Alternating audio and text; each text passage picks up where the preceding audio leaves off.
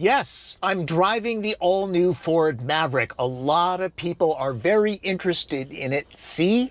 It's getting a lot of attention.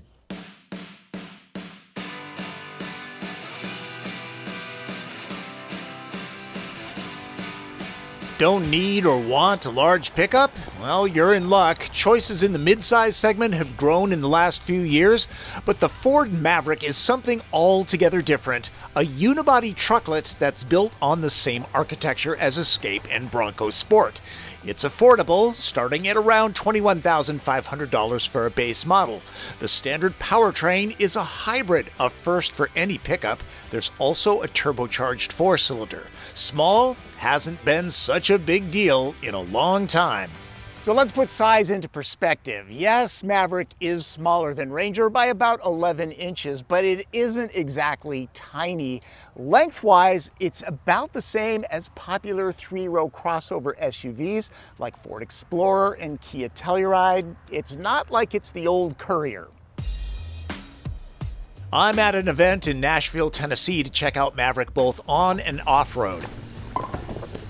There's so much cool stuff to show, I'm breaking this into parts, looking at the hybrid model and gas-only turbo version kind of separately.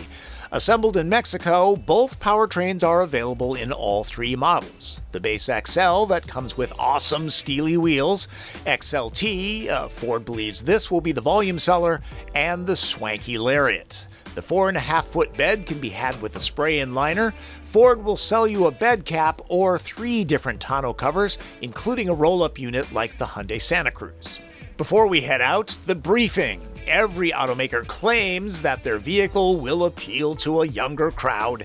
This is one of the few times that I actually believe that's true, starting with standard technology. Our 8-inch touchscreen is standard across all Mavericks. That comes with Apple CarPlay and Android Auto functionality. And again, recognizing this is a younger customer, they're using their smartphones today for navigation, music, and so this is perfect for how they interact with their vehicle. Additionally, we have a standard 4G connected embedded modem, and through our Ford Pass app, again, complimentary to the customer, there's no subscription fee, they'll be able to remote start, stop, lock, and locate their vehicle. So again, perfect for this customer that up to this point hasn't had that level of functionality in the vehicle that they're driving. Obviously, the bed is not going to be carrying sheetrock with the tailgate up, but one unique solution that all Mavericks will have, regardless of series, is this multi-position tailgate that's very easy to reposition in the parking lot of a Home Depot or your hardware store. The resulting angle is congruent with the wheel housings to allow you to carry 4x8 sheets of plywood. Carry up to 18 quarter-inch 4x8 sheets of plywood.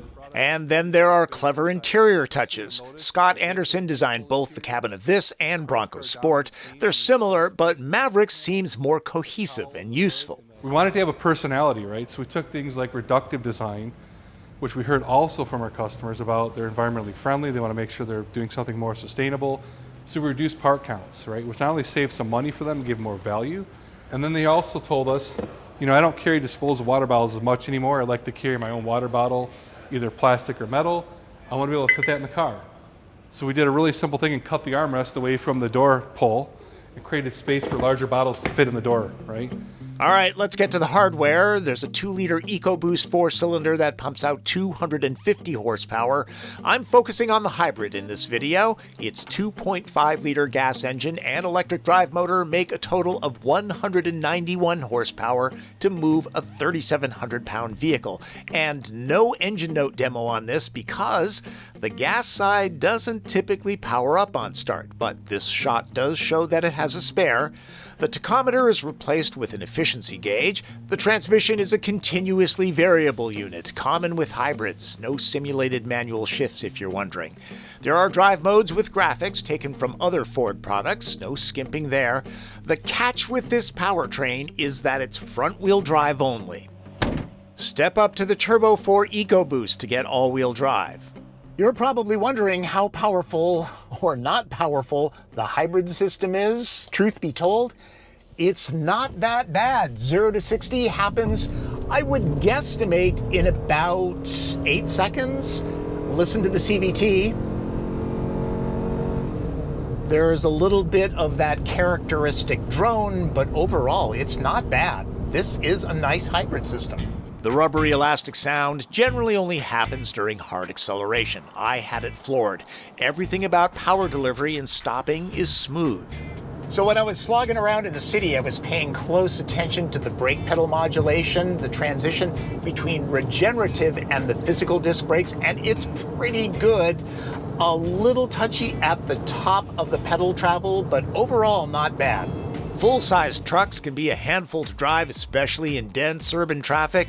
Maverick is a joy to fling around, even better than Ranger. It slips through traffic with ease, and no need to worry about parking garage heights. There's a lot of refinement here. The best thing about Maverick are the driving dynamics. It feels like a crossover. On-center feel is great. It tracks straight and true. No micro corrections. It's comfortable, it's quiet. Yeah, there's going to be a little bit of wind noise off the pillars, but overall, this is a nice rig. You could road trip in this easily. When roads get tight and twisty, yeah, you'll feel understeer and some plowing when pushed hard. The suspension is set towards comfort, and Maverick rides a little on the higher side because, well, it's a pickup. It's what buyers want these days. Fuel economy? Wow, Maverick really shines in that department. I'm seeing 40 miles per gallon. Others are too. Some are even seeing higher. That's impressive for a pickup truck. You'll spend a lot less money on gas to get to the campsite. Use the savings on a new tent. I'm driving a top trim Lariat, but I've got to say, even the base model has an appealing cabin vibe.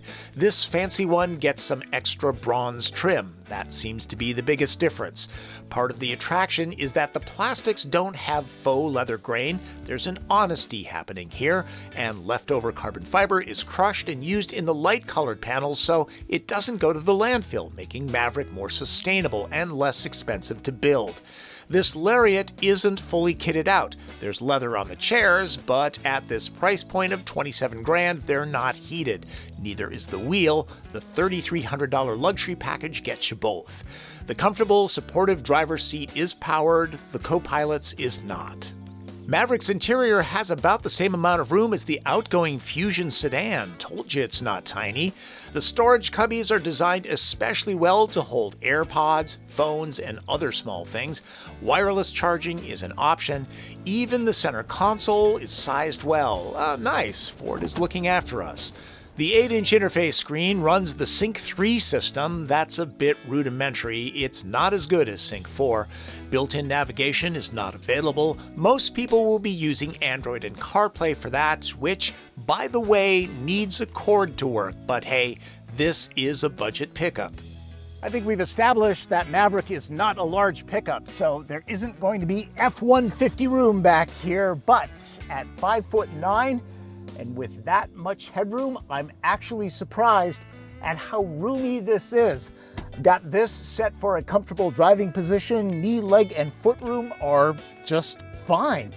The cushions are a little bit short and low, so thigh support is marginal, but the door openings are big enough so that car seats will go in and out. You could actually use this as a family vehicle. Door pockets, very useful. This is a 1-liter bottle of water. Nice that there's a pocket on the driver's side seat back. That's not always the case. Power ports for charging phones, check. The slot for adding accessories, double check. But no vents to adjust for airflow. That's too bad. The center spine, not too intrusive. There are belts for 3. If you're going to put that many back here, I would make it kids. 2 adults will be comfortable back here, and they will have a place for their coffee. And underneath the cushion, voila, there is storage. If you simply must have a dampened tailgate, Maverick isn't for you, but there are other fine qualities happening back here. You'll never be without a bottle opener. Ford calls this the flex bed, and it had all sorts of displays showing how it can be hacked. This QR code links to all sorts of do-it-yourself projects that owners can easily build themselves to save money and make Maverick more useful. We make available a couple bike rack options and accessories that can hold the bikes. Alternatively, if the customer wants to build their own bike rack to hold them, you can scan the FlexBed QR code, which is on the bedside of all Mavericks, and will show you exactly what to buy and how to build this do-it-yourself bike rack for about $40. Instead of this spendy factory option bed rail, buy C-channel at Ace Hardware and make your own using the existing mounting holes. And there's pre-wired 12-volt power to install your own lighting, maybe an air compressor, anything you want. Don't do this with a Prius. Max payload on both hybrid and gas Mavericks is 1,500 pounds, which is a lot of mulch. The hybrid can tow up to 1 ton if putting it to work, or the same amount if you intend on playing. This seems like a lot more fun. The gas version is more capable. With all-wheel drive and the tow package ordered up, it can tug 4,000 pounds. And here's how the flex bed hauls plywood. It's done by using 2x6s to create a load platform level. In this position, the tailgate can handle 400 pounds of load. And if you need dozens of sheets, consider delivery. Let's talk design. Maverick has a simple, honest, form follows function look about it. It's not sleek and urbane like its nearest competitor, Hyundai Santa Cruz. It looks like a scaled down Ford, which is a plus in this case. Notice that the cab and the bed are not separated. Again, it's a unibody vehicle like the Hyundai and Honda's Ridgeline. A nice touch. If the bed edges and C-pillar get damaged, just order a new plastic part and replace it. I don't see places for posts though. An argument can be made that small is Maverick's advantage. I spent a full day working out of it while shooting, and it made me realize that full-sized rigs can be cumbersome when grabbing gear. Size up your needs and go with the right tool. If reaction in Nashville is any indication, this truckette will be white hot, even if there's some skepticism. What are you going to do if you have a couch? Will couch fit in here?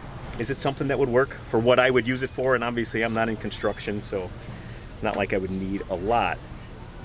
I'm just not sure. Wish I could show them this, and this. Americans tend to overestimate their needs. Maverick doesn't require much MacGyvering to tackle the chores. Let's do red light, green light. Green lights. Oh, where do I begin? The compact size is perfect. It holds 4 comfortably with a bed big enough to get most chores done without issue, and it's easy to maneuver in dense city situations. Driving dynamics are impressive, quiet, comfortable, and relaxed over long distances. The creativity, from the interior layout to the flex bed utility and all of the DIY hacks that Ford is dreaming up, it charges out of the gate as an extremely useful machine. The hybrid is not a wimp when it comes to most driving situations, and fuel economy is better than most compact sedans. Yellow lights? I like the honest material use inside the cabin. Some might see them as budget grade. The hybrid's efficiency is great. Too bad it can't be had with all-wheel drive. It is priced very reasonably, but doesn't really start at $20,000, and lavishly optioned Mavericks can rise past $37,000. Red light. If Ford is going after young tech-savvy buyers, Sync 3 isn't nearly as advanced as Sync 4. This applies to the gas model's 8-speed. There's no way to shift manually, which might be helpful when off-roading. And nothing to do with Maverick's shortcomings, shade thrown by bros that believe nothing short of a monster truck is macho enough. Choose a pickup for getting things done, not proving testosterone. Maverick might make more sense than mid and full-size pickups. Sometimes the small hammer is a much more effective tool, right? Maverick is definitely worth considering. The only real decision that you're going to need to make is whether you go with the efficiency of the hybrid system, which is front-wheel drive only, or pay the gas tax and go with the turbocharged four-wheel drive system.